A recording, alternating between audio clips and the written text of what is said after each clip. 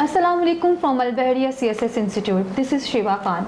आज मैं आपकी जिस शख्सियत से मुलाकात करवाने जा रही हूँ नहायत ही अजीम और काबिल तारीफ़ इंसान है। काबिल तारीफ़ इसलिए क्योंकि उन्हें CSS English grammar and composition का मास्टर माना जाता है। मेरे साथ मौजूद हैं mister professor Naveed Sabri sir. अस्सलाम वालेकुम सर। वालेकुम अस्सलाम। सर, सबसे पहले तो आपका शुक्रिया अदा करना चाहूँगी अपनी जानिब से और अल बहरिया CSS इंस्टीट्यूट की जानिब से कि आपने हमें अपने कीमती वक्त से नवाजा। सर, उसके बाद मैं आपसे कुछ चीज़ें चीदा सवालात आपसे डिस्कस करना चाह रही हूँ, कुछ ऐसी बातें जो कि CSS के स्टूडेंट्स के लिए स्पेशली सवालात बन के उभरती हैं। सर, मैं चाह रही हूँ कि हम उनको इस प्लेटफॉर्म से उनकी मोरली सपोर्ट करने के साथ साथ उन्हें उन टेक्निक्स के बारे में भी गाइड कर सकें जो कि CSS की इंग्लिश ग्रामर कंपोजिशन में उनको हेल्प आउट करें। सर, सबसे पहले तो मैं जानना चाहूँगी कि CSS English grammar and composition में ऐसा कौन सा मेजर इशू है जो कि स्टूडेंट्स के फेलियर का बाइस बनता है? बिस्मिल्लाहिर्रहमानिर्रहीम। तो सबसे पहले तो मैं आपका शुक्रिया अदा करता हूँ कि आपने अल बहरिया CSS इंस्टीट्यूट के प्लेटफॉर्म से मुझे स्टूडेंट्स के साथ इंटरेक्शन का मौका दिया। अब आपके क्वेश्चन की तरफ आते हैं कि CSS के स्टूडेंट्स के लिए मेजर प्रॉब्लम्स क्या हैं, इशू क्या हैं और उनको हम अपना जो इंग्लिश हमारा सब्जेक्ट है उससे हम कैसे एड्रेस करते हैं और कैसे उनको रिजॉल्व करते हैं। तो उन मेजर इश्यूज़ में अगर मैं आपको थोड़ा सा बैकग्राउंड इसका बताऊं तो पॉइंट ये है कि हमारा एजुकेशन सिस्टम जो है वो चूँकि कॉन्सेप्चुअल स्टडीज़ पे बेस नहीं करता। हमारी जो बेसिक स्कूलिंग होती है बच्चों की, वो बेसिक स्कूलिंग पुअर इसलिए कही जाती है क्योंकि उसमें कॉन्सेप्ट डेवलपमेंट की बजाय बच्चों को सर्टन चीज़ें जो हैं वो क्रैम करवा दी जाती हैं, उनको याद करवा दी जाती हैं। और टीचर, एक स्कूल का टीचर एक एट एवरेज अगर हम देखें तो हमारा जो मेन स्ट्रीम स्कूल्स हैं उनमें एक टीचर अपने आप को बड़ा सक्सेसफुल टीचर समझता है कि जी अगर उसने बच्चों को कुछ एसेज याद करवा दिए हैं, कुछ इडियम्स उसने याद करवा दिए हैं। अब ये याद करवाने वाला काम जो है ना वो एक स्पून फीडिंग है। बच्चा अपने एग्ज़ाम की हद तक तो इस काबिल हो जाता है कि वो पास हो जाता है, बल्कि सम टाइम अच्छे नंबर भी ले लेता है, बल्कि कई दफ़ा देखा है कि वो पोजीशंस भी ले लेते हैं इस तरह के बच्चे। लेकिन एट द एंड क्या होता है कि वो नॉलेज जब प्रैक्टिकली उन्हें यूज़ करना होता है तो वो नहीं कर पाते। तो इस तरह से इस स्पून फीडिंग वाले माहौल में जब बच्चा CSS की तरफ आता है तो अब CSS में उसके से रिक्वायर किया जाता है कि वो अपना नॉलेज यूज़ करे, अपनी इंग्लिश लैंग्वेज स्किल्स को यूज़ करके इस एग्ज़ाम को टेक ऑन करे। लेकिन उस बेचारे के पास तो स्किल्स होती नहीं हैं। अब उस स्किल्स डेवलपमेंट के लिए फिर बच्चे को स्पेशली इंग्लिश सीखनी पड़ती है और जाहिर है कि वो वाली कमी पूरी नहीं हो सकती। तो टीचर इधर भी CSS में भी जाहिर है उन्होंने CSS का पढ़ाना है, उन्होंने बेसिक कमी तो पूरी नहीं करनी। बिल्कुल। जिसकी वजह से फिर प्रॉब्लम ये आती है कि बच्चे ना उधर के रहते हैं ना उधर के रहते हैं, बस आधी उधी तैयारी जितनी भी उनकी है उससे वो एग्ज़ाम देते हैं, को कभी डिसहार्ट होके और कभी पूरी तैयारी के साथ। लेकिन जो जिसको वो पूरी तैयारी समझ रहे होते हैं असल में वो भी पूरी तैयारी नहीं होती उनकी, क्योंकि प्रॉब्लम उनके अंदर मौजूद होता है खुद से, जिसको वो पॉइंट आउट नहीं कर पा रहे। जी सर, बिल्कुल आपने मुझे बताया कि मेजर इशू जो स्टूडेंट्स को फेस करना पड़ता है वो है उनकी बेसिस का, कि हमारे मेन स्ट्रीम इंस्टीट्यूट्स में बेसिस ही नहीं बनती अच्छी इंग्लिश के लिए। तो सर, आप इसके लिए क्या टेक्निक्स रेफर करते हैं? आपके ख्याल में स्टूडेंट्स को वो कौन सी स्ट्रेटजीज अपनानी चाहिए जिससे वो इस इशू को कॉप कर सकें? जी अच्छा, इसमें देखिए पहले जो हमने बात की वो ओवरऑल CSS के हवाले से मेजर इश्यूज़ की बात की और उसमें मैंने आपको बताया कि बेसिक स्कूलिंग नहीं है। अब उस बेसिक स्कूलिंग में अगर हम देखें तो दो तरह का नॉलेज मेनली होता है, एक क्वांटिटेटिव और दूसरा क्वालिटेटिव। कुछ चीज़ें ऐसी होती हैं जो कि जैसे साइंसेस हैं, बच्चे मैथ्स पढ़ते हैं, फिज़िक्स वगैरह पढ़ते हैं, अपना साइंसेस वगैरह पढ़ते हैं। अब उसमें उनको क्वांटिटेटिव नॉलेज तो दे दिया जाता है, लेकिन आगे क्वालिटेटिव नॉलेज क्या है कि उसको आपने एक्सप्रेस कैसे करना है, उसको आपने डिस्क्राइब कैसे करना है चीज़ों को। अब वो डिस्क्राइब करने के लिए फिर ज़ाहिर है लैंग्वेज की ज़रूरत पड़ती है। बिल्कुल। अच्छा, अब लैंग्वेज भी ज़ाहिर है हमारे स्कूल्स वगैरह में, कॉलेजेस में सिखाई तो जाती है, लेकिन actually our teachers are telling about the language, actually they are not teaching language. Grammar नहीं पढ़ाई जाती, सिर्फ ग्रामर बताई जाती है। ग्रामर बताना और ग्रामर पढ़ाना दो डिफरेंट चीज़ें हैं। डिफरेंसेस हैं। ग्रामर बताने का मतलब ये है कि ग्रामर के रूल्स के बारे में बता दिया, लेकिन जब तक उसको अप्लाई करके सिचुएशंस के अंदर अप्लाई करके नहीं बताया जाएगा तब तक बच्चा उसको समझ नहीं पाएगा। होता क्या है, अब टेंसेज एक बड़ा इंपॉर्टेंट टॉपिक है हमारे सब्जेक्ट का। इसमें बच्चों को स्ट्रक्चर्स बता दिए जाते हैं, लेकिन in the real situation, real life में उसको यूज़ कैसे करना है ये नहीं बताया जाता। तो बच्चे से पूछा जाए कि टेंस का स्ट्रक्चर क्या, फ़ौरन बता देगा, लेकिन अगर ये पूछा जाए कि भाई इसको किस किस सिचुएशन में यूज़ करना है और आप ज़रा ये वाला एक ऐसे लिखें और इसमें अगर आपके टेंसेस करेक्ट होने चाहिए, तो वो बेचारा फेल हो जाता है। वजह क्या है कि उसको रियल सिचुएशन में उन स्ट्रक्चर्स को यूज़ करना नहीं आता। तो अब मेरी टेक्निक ये होती है कि मैं ग्रामर को हमेशा कम्युनिकेटिव वे में पढ़ाता हूँ।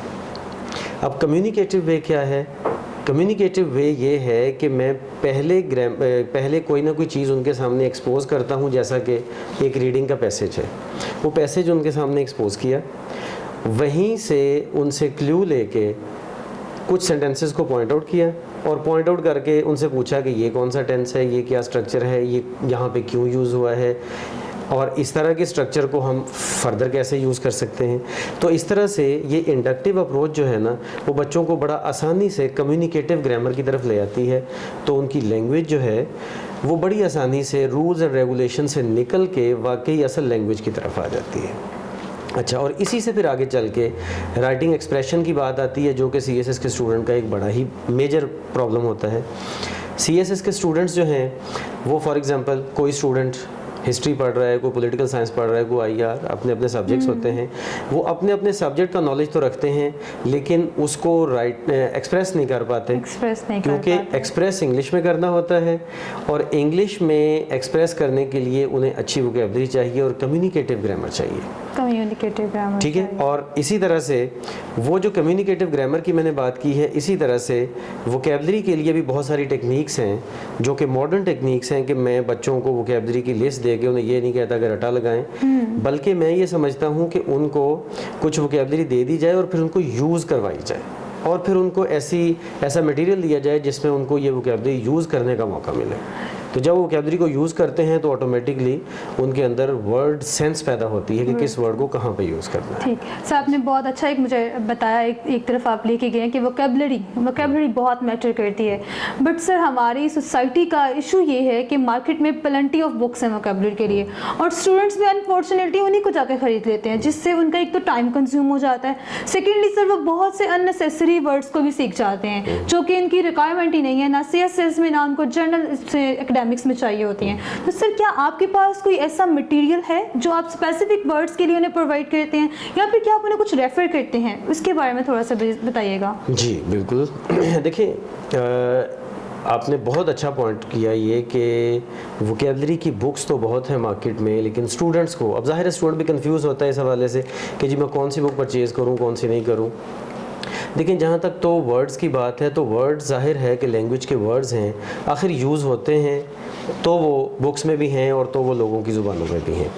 लेकिन पॉइंट क्या है कि हमें CSS स्पेसिफिक होना है, हमें सिर्फ उस वोकैबुलरी की तरफ जाना है जो कि CSS के पेपर के लिए हमें ज़रूरत है।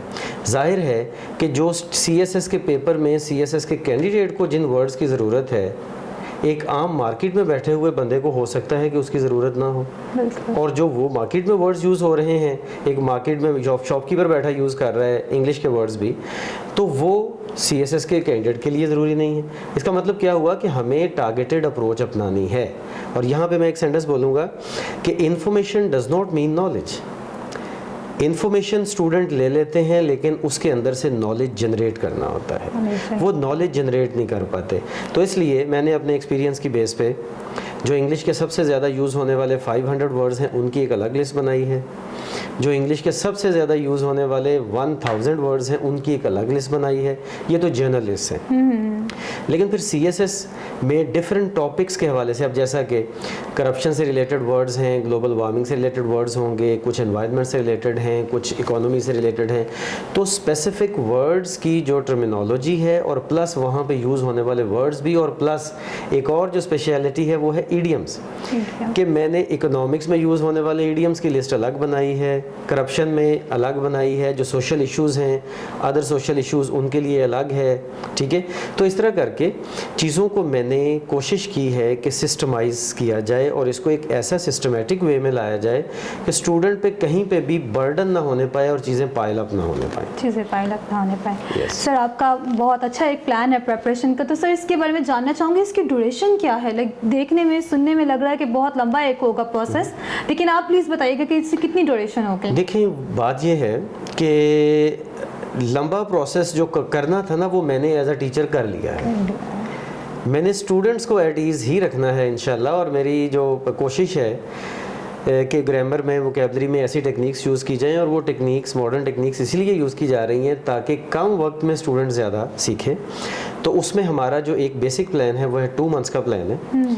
उस 2 मंथ्स में हम बच्चे को बेसिक कॉन्सेप्ट्स भी देंगे, जिनकी स्कूल कॉलेज लेवल की जो शॉर्टकमिंग्स होंगी उनको भी हम कोप अप करेंगे, उनको भी जो है वो टेक ऑन करेंगे, और प्लस इन्हीं 2 मंथ्स के अंदर हम उन्हें उस लेवल की जो है ना वो इन्फॉर्मेशन और नॉलेज भी प्रोवाइड करेंगे जो कि CSS के स्टूडेंट के लिए चाहिए।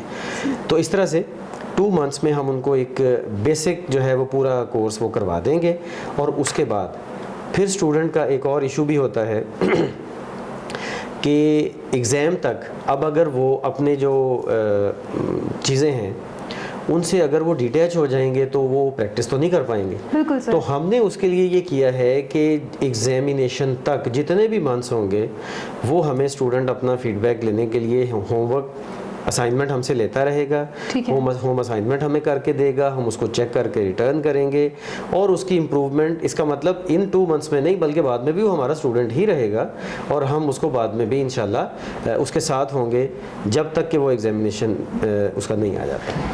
ठीक सर, आपने ये बताया कि आफ्टर प्रेपरेशन भी हम उनसे फीडबैक और एवेल्युएशन लेंगे, लेकिन sir during the class regular classes में क्या ऐसा होगा कि हम एवेल्युएट करें कि जो हम पढ़ा रहे हैं वो उनको कितना हद तक उसको फीड अप कर पा रहे हैं? उसके बारे में सर क्या प्लान है आपका? हाँ, ये भी एक अच्छा क्वेश्चन है, क्योंकि स्टूडेंट्स जो है उनकी डे टू डे इम्प्रूवमेंट भी देखनी बहुत ज़रूरी होती है। तो उसके लिए भी हमने ये तरीक़ाकार बनाया है कि उनके डेली टेस्ट हैं, स्टूडेंट का डेली टेस्ट है, और प्लस डेली उनकी होम असाइनमेंट है। एक सब्जेक्ट, एक टॉपिक की एक दिन होम असाइनमेंट है, दूसरे टॉपिक की दूसरे दिन है, जैसा कि एक दिन क्रिएटिव राइटिंग और ग्रामर है, दूसरे दिन वोकैबलरी और प्रेसी राइटिंग है। इस तरह करके हमने एक बड़ा अच्छा कॉम्बिनेशन बनाया है कि चीज़ें एक दूसरे को सपोर्ट करें, और हर बेसिक लेक्चर जो है आने वाले लेक्चर को सपोर्ट भी कर रहा होगा, और एक इंडिपेंडेंट लेक्चर भी होगा इटसेल्फ भी। अच्छा, और होम असाइनमेंट्स उसकी जो है वो हम इंशाल्लाह प्रॉम्प्टली चेक करके बच्चों को दे दिया करेंगे। मतलब ग्रामर की एक असाइनमेंट हम नेक्स्ट ग्रामर का जब काम आएगा उससे पहले चेक करके उनको दे देंगे। इस तरह से नेक्स्ट जब प्रेसी का टेस्ट आएगा तो जो पहले वाली प्रेसी की टेस्ट है उससे पहले उनको चेक करके दे देंगे, फीडबैक दे देंगे, ताकि उनकी इधर जो प्रॉब्लम्स हुई हैं वो नेक्स्ट असाइनमेंट में ना हो। इसका मतलब सब हम रेगुलर क्लासेस के साथ अपना टेस्ट सिस्टम भी साथ साथ लेके चलेंगे? जी बिल्कुल, ताकि टाइमली उनकी इवैल्यूएशन भी होते रहे। बिल्कुल ऐसा ही है। और रेगुलर सिस्टम में आपको बताऊं, मेरा तो रेगुलर सिस्टम है ही टेस्ट। मैं तो ये समझता हूँ कि स्टूडेंट ज़्यादा क्लास में काम करेगा, मैं नहीं करूँगा। मैं क्लास का कोई 30 to 40% टाइम यूज़ कर रहा हूँ, और स्टूडेंट जो है वो 60 to 70% टाइम यूज़ कर रहा होगा क्लास का, क्योंकि वो पूछेगा तो हम बताएंगे ना। अब ज़रा देखें ना, हमारे पास CSS की क्लास में MSc फिज़िक्स वाला भी बैठा होता है, MSc मैथ्स वाला भी है, MA इंग्लिश वाला भी है, MA इस्लामियत वाला भी है। हमने उन सब को लेके चलना है, और जाहिर है कि सबका बैकग्राउंड डिफरेंट है, तो सबकी जो इंग्लिश की शॉर्टकमिंग्स हैं वो भी डिफरेंट हैं, तो उन सब की अपनी अपनी ज़रूरियात हैं। तो हमारी जो अप्रोच है वो है ही इंडिविजुअल अप्रोच। जिस स्टूडेंट को एक दिन में अगर 4 असाइनमेंट्स की ज़रूरत है उसको 4 दी जाएंगी, जिसको 1 की ज़रूरत है उसको 1 दी जाएगी। बिल्कुल। इसलिए हम हर स्टूडेंट की अलग अलग एक्टिविटी शीट बनेगी और उसकी डेली की परफॉर्मेंस उसके ऊपर होगी। सर इट मींस आप लाइक स्टूडेंट्स को इंडिविजुअली लेक्चर भी प्रोवाइड करेंगे जिनको जिस कदर ज़रूरत होगी। दैट्स जी, ग्रेट। और उस लेक्चर में मैं ये बता दूं साथ कि वो उस लेक्चर में हमारे जो काफ़ी लेक्चर्स हैं वो यूट्यूब के हमारे चैनल पे होंगे और स्टूडेंट पहले से ऑलरेडी हमारा लेक्चर सुन के आएगा, उनको पहले बता दिया जाएगा, वो यूट्यूब से हमारा लेक्चर सुन के आएगा और सुनने के बाद फिर जब वो क्लास में आएगा तो वो एक बैकग्राउंड लेके आएगा। अब जब कोई क्वेश्चन होगा तो स्टूडेंट को भी पता होगा कि मैंने क्या क्वेश्चन करना है और कैसे इस टॉपिक को आगे समझना है। सर माशाल्लाह से आप इंग्लिश सब्जेक्ट के स्पेशलिस्ट भी हैं और आपने, मैंने सुना आपने एमफिल इंग्लिश लिंग्विस्टिक्स में भी कर रखा है और आपने सीएसएस भी क्वालिफाई किया। सर इसके बारे में कुछ बताइए प्लीज़। जी, ऐसा है कि मैंने 2005 में सीएसएस क्वालिफाई किया था और यही बेसिक रीज़न है जिसकी वजह से सीएसएस इंग्लिश की टीचिंग मेरे लिए एक टास्क बनी और मैंने ये समझा उस तैयारी के दौरान भी, अपने टीचर से भी मिला, अपने अदर कोलीग से भी, तो मैंने ये फाइंड आउट किया कि इंग्लिश ही असल में वो रीज़न है जिसकी वजह से बच्चे ओवरऑल ही सीएसएस में क्वालिफाई नहीं कर पाते। तो फिर बाद में मैं इंग्लिश लिंग्विस्टिक्स की तरफ आ गया। इंग्लिश के जो दो सेक्शंस हैं, लिटरेचर एंड लिंग्विस्टिक्स, उनमें से लिंग्विस्टिक्स की तरफ मैं ज़रा ज़्यादा रुझान था मेरा और यही वो चीज़ें हैं, वोकैबुलरी डेवलपमेंट है, ग्रामर है और ये सब चीज़ें, स्किल्स डेवलपमेंट है, कम्युनिकेटिवली हम इंग्लिश को यूज़ करते हैं, ये सब चीज़ें मैंने पढ़ी भी हैं और अब मैं आगे पढ़ा भी रहा हूँ। तो यही मेरा बैकग्राउंड है बेसिकली। ठीक है, that's very good sir. Sir actually question मेरा ये है कि ज़्यादातर स्टूडेंट्स इंग्लिश प्रेसी में फ़ेल हो जाते हैं, उन्हें लगता है कि प्रेसी शायद बहुत ही कोई मुश्किल सी चीज़ है। सर इसके बारे में थोड़ा सा बताइएगा, ऐसी क्या रीज़न है? क्या वो सिर्फ स्ट्रेस की वजह से फ़ेल होते हैं या फिर कुछ कम्युनिकेशन की वजह से हो जाते हैं या वोकैबुलरी की वजह से हो जाते हैं? सर इसके बारे में बताइएगा। देखिए, प्रेसी जो है, आप अगर हमारा पूरा देखें स्कूलिंग और अपना कॉलेज लेवल की एजुकेशन, उसमें कहीं पे भी प्रेसी का कोई पार्ट नहीं है। एक तो बच्चों के प्रेसी का तो बिल्कुल बैकग्राउंड नहीं होता और फिर दूसरी साइड पे अगर हम आते हैं तो प्रेसी बेसिकली एक बड़ा टिपिकल क्वेश्चन है हमारे इंग्लिश के पेपर का। वो टिपिकल क्वेश्चन इसलिए है क्योंकि इसमें बच्चे को बहुत ही अच्छी वोकैबुलरी यूज़ करनी चाहिए, जो वर्ड जहाँ पे यूज़ होना चाहिए वहीं पे यूज़ करना होता है। अब अगर मैं डिटेल में जाऊँगा तो इसकी बहुत सारी रीज़न्स हैं। कुछ बच्चे वर्ड्स जो हैं वो पैसे से कॉपी करके लिख देते हैं तो फेल हो जाते हैं। कुछ बच्चे वैसे ही वर्ड्स को रॉन्ग यूज़ करते हैं। अब जाहिर है जहाँ पे लेंथन यूज़ होना है वहाँ पे एक्सपेंड यूज़ करेंगे तो मीनिंग चेंज हो जाएगा ना। बच्चे कई समझते हैं कि ये तो सेम ही है। अच्छा, फिर इसी तरह से प्रेसी में चूँकि हमने ज़्यादा आइडियाज़ को कंडेंस करके, समराइज़ करके कम आइडियाज़ में लाना होता है तो बच्चे उनमें से मेन आइडियाज़ पिक नहीं कर पाते, वो सम टाइम डिटेल्स को ज़्यादा फोकस कर रहे होते हैं। तो इस वजह से प्रेसी में फेलियर काफ़ी ज़्यादा है। तो सर क्या आपके प्रेपरेशन प्लान में ये तमाम चीज़ें शामिल हैं? क्या आप इन पे काम करवाएंगे स्टूडेंट्स को? बिल्कुल ऐसे ही है, बिल्कुल ऐसे ही है।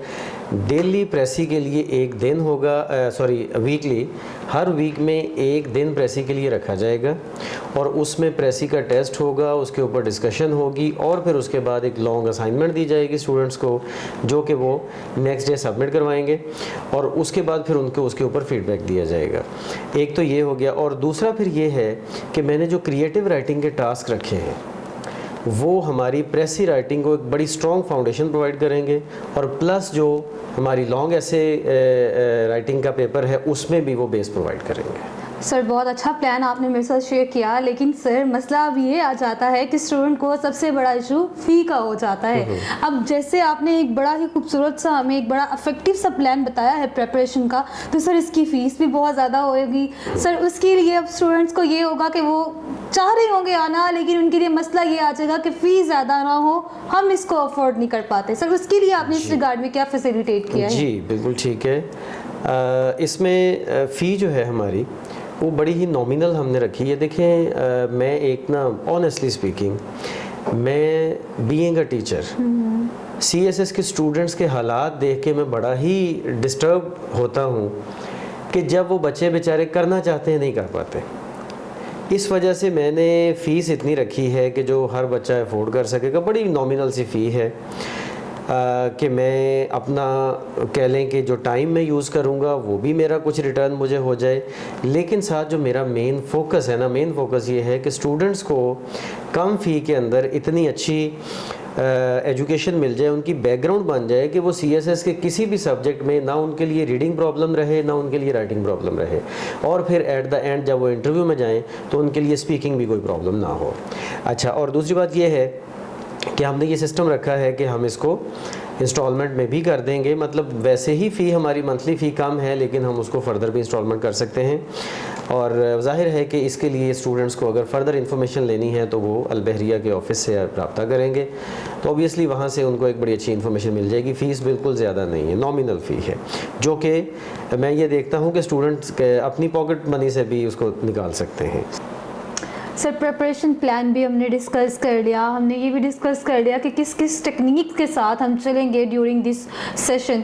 सर अब जानना चाहूँगी कि क्या एकेडमिक्स की बुक्स के अलावा, सिलेबस की बुक्स के अलावा, इन तमाम चीज़ों के अलावा क्या कुछ ऐसा है, कोई ऐसी एक्टिविटी जिसमें आप स्टूडेंट्स को इन्वॉल्व करने वाले हैं?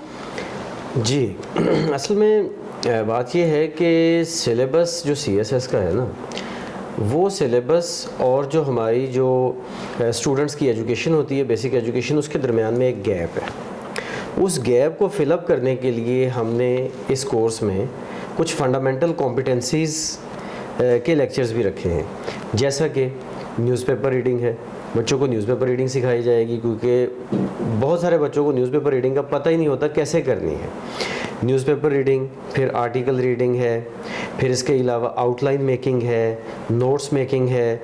जैसा कि अब देखें, बच्चे किसी भी सब्जेक्ट और सब्जेक्ट की क्लास में बैठे हैं, जैसा कि हिस्ट्री, पॉलिटिकल साइंस वगैरह, तो बच्चों को ये समझ ही नहीं आ रही कि कौन सा इंपॉर्टेंट पॉइंट है नोट करना है, कौन सा है नहीं नोट करना है।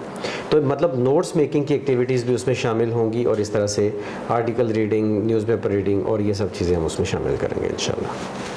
सर बातें तवील हैं, वक्त मुख्तसर हो चुका है, बस आखिर पे सर आपसे एक गुजारिश है कि आप जनरल स्टूडेंट्स, स्पेशली CSS के स्टूडेंट्स के लिए एक मैसेज प्रोवाइड कर दीजिए सर। जी, मैसेज बहुत इम्पॉर्टेंट है, और अगर स्टूडेंट्स इसको फॉलो करेंगे, है ये एक ही लाइन, लेकिन ये उनके लिए लाइफ का एक प्रिंसिपल बन जाएगा। और वो लाइन क्या है कि याद रखें, CSS का स्टूडेंट कभी भी स्पून फीडिंग से CSS की तैयारी भी नहीं कर सकता, और कभी भी एग्ज़ाम भी क्लियर नहीं कर सकता। उसको इंडिपेंडेंट लर्नर बनना चाहिए, उसको इस काबिल होना चाहिए कि वो खुद पढ़ के समझ सके और फिर उसके बाद एग्ज़ाम में प्रोड्यूस कर सके। और ये सब चीज़ें जो हैं वो किसी भी नोट्स और स्पून फीडिंग और कैप्सूल से ये नहीं काम हो सकता, ये एक्सटेंसिव और इंटेंसिव रीडिंग से हो सकता है, अदरवाइज़ नहीं हो सकता। एक्सटेंसिव और इंटेंसिव रीडिंग से ही आप CSS को ही क्वालिफाई कर सकते हैं। उसके अलावा और भी जौन सी भी जमातों में आपको इंग्लिश की ज़रूरत पड़ती है, आपको उसमें इंडिविजुअल लर्निंग की ही ज़रूरत पड़ती है। Thank you so much sir for your precious time. Thank you so much viewers कि आपने हमें देखा, हमें सुना। For more infotainment videos please like and subscribe our channel. Thank you.